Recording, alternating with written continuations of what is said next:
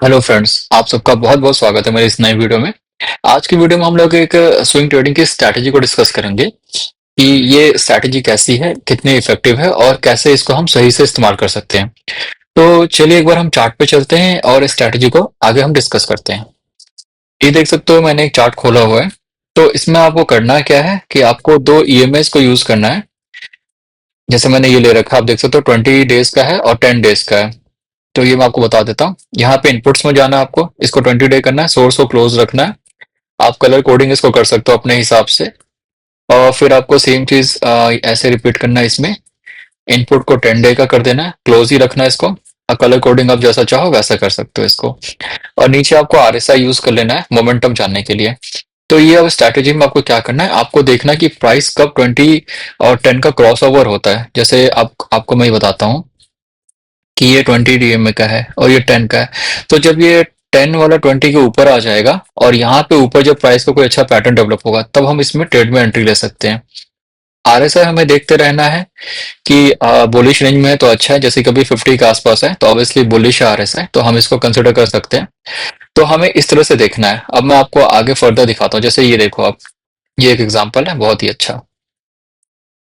ये देखिए, यहाँ पे हमने देखा कि प्राइस बहुत अच्छा कंसोलिडेट हो रही थी। आप वॉल्यूम्स देखोगे, वॉल्यूम में कॉन्ट्रैक्शन होनी चाहिए। तो वॉल्यूम में देख रहे हो आप, प्राइस बहुत अच्छा कंसोलिडेट हो रही थी यहाँ पे। और फिर आपने देखा कि जब ये प्राइस इसके ऊपर आई, उसके बाद हमने यहाँ पे एंट्री ले ली, क्योंकि देखो ये एक एरिया है जिसको हम रेजिस्टेंस जोन भी कंसिडर करेंगे, क्योंकि प्राइस ने यहाँ पे टाइम स्पेंड किया हुआ था, ये वाला एरिया। तो हमने वेट किया सेटअप का, थोड़ा फॉर्मेशन कंप्लीट होने का। तो ये सेटअप देखिए इस तरह से कंप्लीट हुई। और यहाँ पे फिर आके ये अपने रेजिस्टेंस एरिया के ऊपर गई। और आरएसआई भी उस वक्त बुलिश रेंज में थी। फिर हमने यहाँ पे एंट्री ले लिया, नीचे स्टॉप लॉस लगा दिया। स्टॉप लॉस देखिए आपका बहुत कम होगा, इसमें ज्यादा स्टॉप लॉस नहीं होता इस वाली स्ट्रैटेजी में, क्योंकि ये आप बहुत छोटे टाइम फ्रेम पे कर रहे हैं। तो आपको यहाँ पे नहीं लेना, आपको स्टॉप लॉस आपको इसके कैंडल के नीचे लेना है। इस वाले के जो लास्ट कैंडल है उसके नीचे लेना है आपको। तो आपने यहाँ पे ले लिया स्टॉप लॉस लगा के। अब फिर आपने यहाँ एंट्री ले ली, उसके बाद आप इसको ट्रेल करेंगे। तो अब आप देख सकते हो प्राइस ने कितना अच्छा वर्क किया यहाँ पे। ये मूविंग एवरेजेस के ऊपर ही रहा ये। आप देख रहे हो यहाँ तक प्राइस फिर यहाँ भी आया मूविंग एवरेज के पास, पर उसे ब्रीच नहीं किया उसने, उसके ऊपर ही किया। तो फाइनली बाद में प्राइस ने यहाँ पे ब्रीच किया था, तो आप यहाँ पे एग्जिट ले सकते थे। तो अगर आप इस स्ट्रैटेजी को यूज कर रहे हो, तो आप देखो इस स्ट्रैटेजी से आपका करीब 90% का प्रॉफिट होता है। तो ये एक चार्ट है, एक एग्जांपल है। ऑब्वियसली मार्केट बुलिश होगी उस टाइम, क्योंकि उस वक्त काफी अच्छा प्राइस आगे बढ़ा है।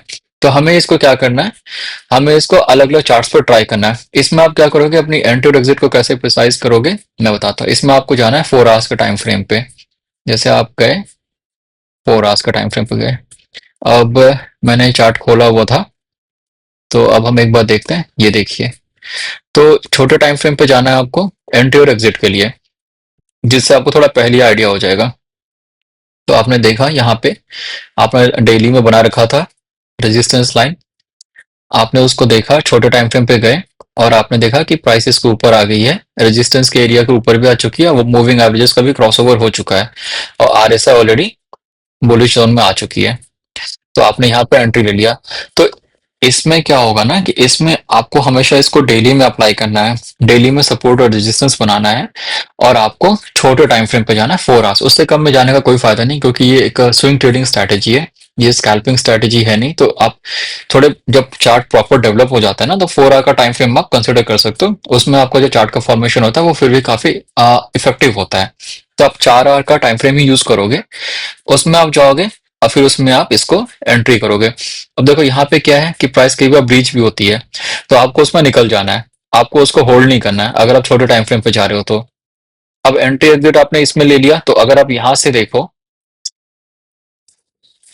तो यहाँ तक का आपको मूव मिल चुका था 23% का ऑलरेडी। तो अगर आपको 23 20 30% का 20 25% का मूव मिल गया है, तो वो एक तरह से अच्छा ही मूव कंसिडर कहलाएगा, वो कोई खराब मूव नहीं कहलाएगा। तो आपको उसी तरह से करना है। फिर आप नेक्स्ट में देखोगे कि प्राइसेस के ऊपर है। अब देखो आपने देखा कि ये एक एरिया बना हुआ है, रेजिस्टेंस जोन बना हुआ है, यहाँ पे प्राइस ने रेजिस्टेंस ले रखा है, यहीं से प्राइस नीचे गई थी। तो आप ऐसे करके एक फिर से इसको जोन बनाओगे और फिर आप इसको मॉनिटर करोगे। और जैसे ही ये ब्रीच होगा वैसे ही आप एंट्री ले लोगे।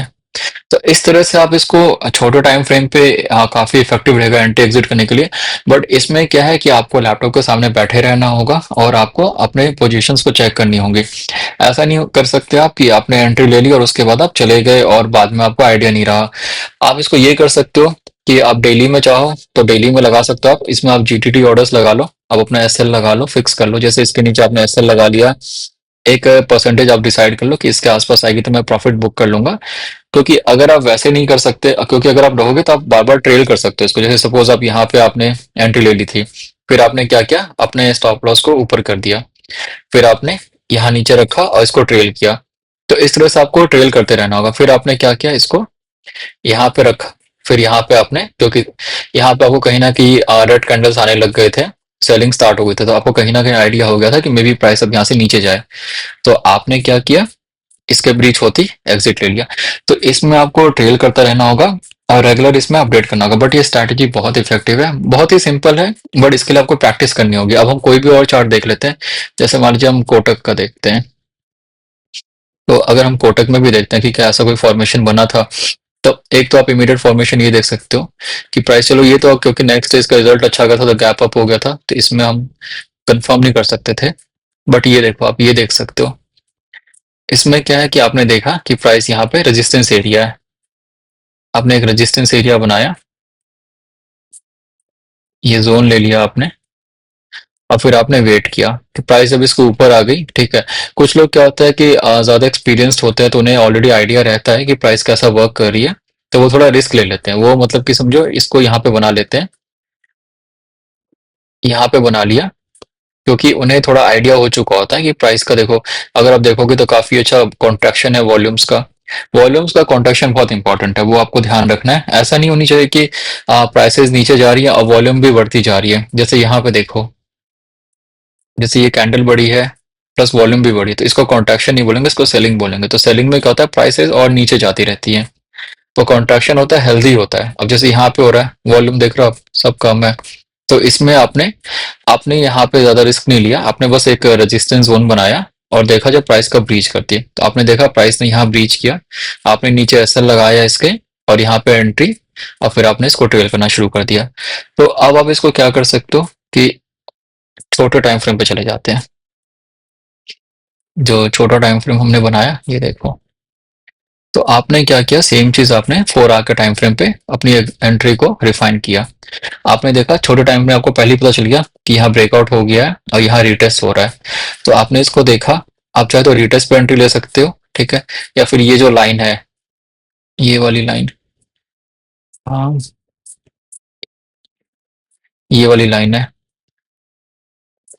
इसके इसको ऊपर आने पे आप एंट्री ले सकते हो। तो ऐसा कर सकते हो आप, और फिर आप इसको ट्रेल करोगे। अब आप देखो कि यहाँ से आपने यहाँ स्टॉप लॉस लगाया था, यहाँ आपने एंट्री करी थी इस एरिया में कहीं पे, आप इसको भी कर सकते हो, ठीक है, इसको भी कर सकते हो। क्योंकि छोटा टाइम फ्रेम में तो थोड़ा बहुत ऊपर नीचे मार्जिन चल जाता है। आप आपने सपोज यहाँ एकदम सेफ होके लिया आपने, तो अभी भी आप देखो, अभी आपको 4-5% का मूव मिल गया।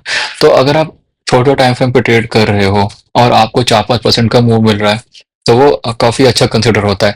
यहाँ पे आपको साइन भी मिल गया था कि यहाँ पे देखो एक शूटिंग स्टार टाइप फॉर्मेशन होने लग गई थी, तो आपको कहीं ना कहीं साइन मिल गया। तो आप यहाँ पे ये कर सकते थे कि आप यहाँ पे, क्योंकि जब भी इसके नीचे प्राइस जाएगी तो ऑब्वियसली प्राइस डाउन ट्रेंड में होगी, क्योंकि प्राइस में अगर स्ट्रेंथ होगा तो उसके ऊपर जाएगी। तो आपने एक रेजिस्टेंस एरिया ज्वाइन बना दिया और आप इसके नीचे जाते ही, ब्रीच होते ही आप इसको निकल सकते थे। क्योंकि देखो एक ये रेजिस्टेंस एरिया था, यहाँ से प्राइस नीचे आ गई, तो अब जो इसका लो है ना, इस कैंडल का लो, आप इसको टूटते एग्जिट कर लोगे। और या फिर ये स्ट्रैटेजी भी है आपकी, अगर आपने ये कर रखा है कि चलो ठीक है, मुझे बस सिंपल सा ये करना, मूविंग एवरेजेस का देखना है और उसके अलावा मुझे कुछ नहीं देखना, तो आप यहाँ पे जैसे यहाँ ब्रीच होते ही आपने एग्जिट कर लिया।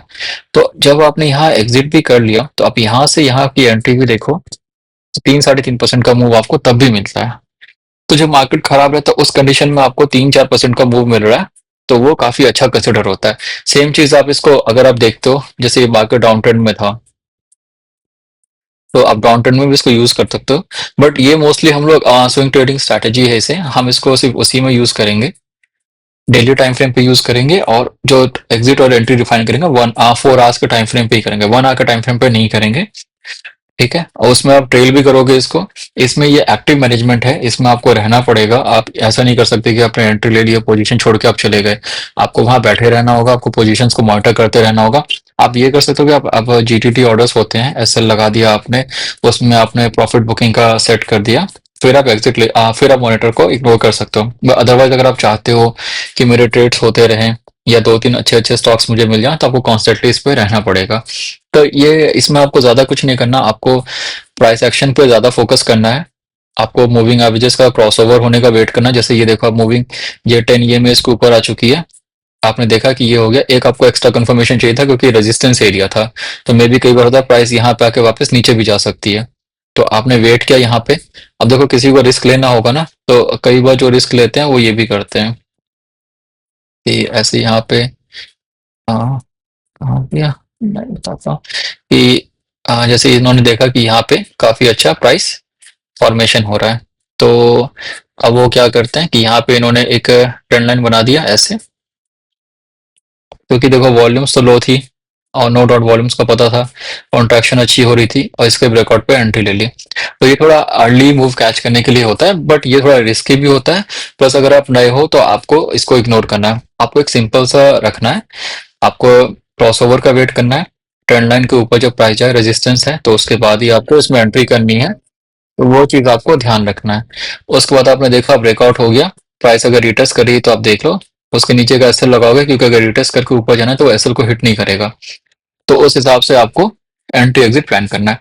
तो ये बहुत ही सिंपल मेथड है, बट बहुत ही इफेक्टिव मेथड है। इसको मोस्टली लोग यूज करते हैं। तो आप भी इसको ट्राई करिए। आप किसी भी चार्ट पे देख सकते हैं, वहाँ कोई भी रैंडम चार्ट आप खोल सकते हो, आपको हर जगह दिख जाएगा। जैसे अब मैंने मारुति का ही खोल दिया, तो देखो अब आप इसको यहाँ पे भी देख सकते हो। जैसे ये देख सकते हो आप कि यहाँ पे क्रॉसओवर हो चुका था। फिर यहाँ पे आप जैसे कि 4 आवर टाइम फ्रेम है, चलो इसको पहले हम 1 डे पे देख लेते हैं कि 1 डे पे कैसा रहा, क्योंकि हमें अपने डेली के हिसाब से देखना है। तो हमने यहाँ पे देखा एक बार, ठीक है, कि ये एक अच्छा सा रेजिस्टेंस एरिया, प्लस यहाँ पे प्राइस का अच्छा खासा मूवमेंट हो रहा है। ये एरिया हो गया, इसको हम लंबा कर देते हैं। तो अब हमने देख लिया, तो इसको हम रिफाइन कर सकते हैं। हम इसको 4 आवर चार्ट पे जाएंगे। जैसे मैं गया 4 आवर चार्ट पे, देखो कई बार आपको मूव्स कम मिलेंगे, तो ऐसा नहीं है कि आपको हमेशा अपनी मर्जी के मूव्स मिलेंगे। बट ये है, मोस्ट ऑफ द टाइम ये ट्रेडिंग आपका जो टेक्निक है ये काम करता है। तो आपने देखा यहाँ पे जैसे आपको ब्रेकआउट मिला, आपने नीचे ऐसा लगा के एंट्री ले ली। बट कई बार अगर मार्केट खराब रहेगा तो वो ऑब्वियसली नीचे जाएगा, बैकफायर करेगा। तो उस केस में आपको जो अपना एसएल है वो हिट करना ही पड़ेगा। तो ये समझो कि 6 to 7 टाइम्स ये इफेक्टिव रहता है। आपको इस तरह से समझ के चलना पड़ेगा। 100% कोई भी इफेक्टिव नहीं होता है। तो ये आपका एक रिस्क फैक्टर हो जाएगा। तो ये आपको देखते रहना है कि जैसे यहाँ पे अगर आपने एंट्री ले ली होती ब्रेकआउट के टाइम, तो आप यहाँ पे इतना प्रॉफिट आपका तब भी बन रहा था। अब यहाँ पे रेजिस्टेंस जोन था, जैसे कि हम देख रहे हैं, क्योंकि इसका पहले यहाँ से प्राइस ने अच्छी नीचे के डाउन साइड की तरफ आया था। तो रेजिस्टेंस जोन बन चुका था ये, तो ऑब्वियसली प्राइस ने यहाँ पे रिएक्ट कर दिया। यहाँ पे रिएक्ट किया और अच्छा रिएक्शन हुआ। अब मे बी मार्केट उस वक्त डाउन होगा या इसके शेयर का कुछ प्रॉब्लम होगा, तो ज्यादा प्राइस नीचे गिर गया। तो हमें ऐसे ही करके इसको मॉनिटर करते रहना है। अब जैसे यहाँ पे देखो, आपने यहाँ पे अगर बना दिया होता, तो ये एक रेजिस्टेंस एरिया था, ये वाला एरिया। जैसे मैं ये हटा देता हूँ, देखो ये आपका हो गया एक रेजिस्टेंस एरिया था। तो आपने रेजिस्टेंस एरिया बनाया, आपको इतनी कंफर्मेशन मिल चुकी है कि भाई प्राइस यहाँ पे कॉन्ट्रैक्ट कर रही है। और देखो यहाँ पे वॉल्यूम्स, यहाँ पे ग्रीन वॉल्यूम ज्यादा अच्छे हैं। तो यहाँ पे ब्रेकआउट हो गया, ब्रेकआउट को देखो रिटर्स भी कर रही है। आपने यहाँ नीचे एसएल लगाया, एंट्री ले ली ब्रेकआउट के बाद, उसके बाद आप इसको ट्रेल करते गए, ट्रेल करते गए, और यहाँ मान लो आपको लग रहा है कि ब्रीच हो गया, तब यहाँ निकल जाओगे। तो अगर आप ऐसे करोगे तो भी, अगर आप यहाँ से यहाँ करते हो तो भी आपका 6-7% का प्रॉफिट बनता है। तो कहने का मतलब है कि ट्रेड में आपको प्रॉफिटेबल रहने का बहुत ईजी तरीका है। आपको इसी तरीके से ट्रेड्स लेने हैं, बट ये एक्टिव मैनेजमेंट है। इसमें आपको स्कैल्पिंग की जरूरत नहीं है, हर 5-5 मिनट पर ट्रेड लेने की जरूरत नहीं है। अगर आप डेली का भी 3%, 4%, 2% अगर प्रॉफिट निकाल पा रहे हो, तो वो अगर आप मंथली काउंट करोगे तो काफी अच्छा हो जाता है। तो कहने का मतलब ये है कि इसमें आपको स्ट्रेस कम है। हाँ, एक्टिव रहना है आपको, बट उतना फास्ट भी एक्टिव नहीं रहना। आप डिसीजन थोड़ा स्लो ले सकते हो, आप वेट कर सकते हो। तो इस तरह से आपको ट्रेडिंग करनी है। इसको आप किसी भी चार्ट पे अप्लाई करो। डेली टाइम फ्रेम पे जाओ, पहले सपोर्ट रेजिस्टेंस बना लो, उसके बाद उसको 4 आर का चार्ट फ्रेम पे चले जाओ। अब वहां पे आप उसको रिफाइन कर लो अपनी एंटी एग्जिट को। जैसे कि यहाँ पे आपने बना लिया था, देखो यहाँ पे क्लियरली एक सपोर्ट रेजिस्टेंस बना हुआ था। यहाँ प्राइस ने काफी अच्छा राउंडिंग बॉटम कंप्लीट कर लिया था, तो ये रेजिस्टेंस एरिया था। तो हम यहाँ पे बैठ के वेट कर रहे थे कि चलो कब यहाँ से जैसे कि प्राइस ब्रेकआउट होता है, जैसे सपोज ऐसे हो गया। अब देखो, अब आपको क्लियर लग रहा है। अब आपने देखा कि यहाँ ब्रेकआउट हो गया था, हमने नीचे एसएल लगा लिया बस। अब फिर इसके बाद हम इसको ट्रेल करना शुरू कर देते हैं। तो इससे क्या होता है कि प्राइस जो होता है धीरे धीरे करके ये अपना बढ़ता जा रहा है, और हम इसको ट्रेल करते जा रहे हैं। हम ट्रेल करते जा रहे हैं, जैसे इसके नीचे एसएल लगा दिया, फिर हम आगे बढ़ते गए, फिर आगे बढ़ते गए, जब तक ये मूविंग एवरेजेस के ऊपर है हम करते जा रहे हैं, हम कंफर्टेबल हैं। जैसे हमें लगता है मूविंग एवरेज बीच कर गया, हम वैसे ही निकल जाएंगे। फिर हम इसको देखते रहेंगे। अगर हमें लगता है कि नहीं अब प्राइस बेटर डेवलपमेंट हो रहा है, जैसे ये रेजिस्टेंस जोन बन गया इसका, अगर रेजिस्टेंस के ऊपर जाता, ब्रेकआउट होता तो हम एंट्री करते, तो नहीं कर पाए यहाँ पे, तो हम यहाँ पे एग्जिट हो गए। तो इस तरह से हमें इसको ट्रेल करते रहना है। तो ये एक बहुत ही सिंपल और बहुत ही इफेक्टिव मेथड है। तो आप इसको प्रैक्टिस करिए। आपका ये कम से कम 6-7 बार ये मेथड काम करेगा ही करेगा। बट अगर ये है कि मार्केट अगर वीक है या उसमें कुछ प्रॉब्लम है, तो ऑब्वियसली आपको थोड़ा इसमें पेशेंस के साथ जल्दी ट्रेड्स लेने पड़ेगा, कम प्रॉफिट में एग्जिट होना पड़ सकता है, और 1-2 बार हो सकता है ये सेटअप आपका उतना इफेक्टिव ना भी रहे। तो आप देखिए, ट्राई करिए, कमेंट सेक्शन में बताना ये मेथड आपको कैसा लगा। ये सिर्फ स्विंग ट्रेडर्स के लिए है, तो आप अगर स्विंग ट्रेडिंग करते हैं तो आपके लिए बहुत इफेक्टिव मेथड है। तो आप ट्राई करके बताइएगा मुझे, और प्लीज चैनल को लाइक और सब्सक्राइब कर दीजिएगा। मैं नई नई वीडियोस लाता रहूंगा, तो वो आपको नोटिफिकेशंस में मिलती रहेंगी। ओके देन, मिलते हैं नेक्स्ट वीडियो में।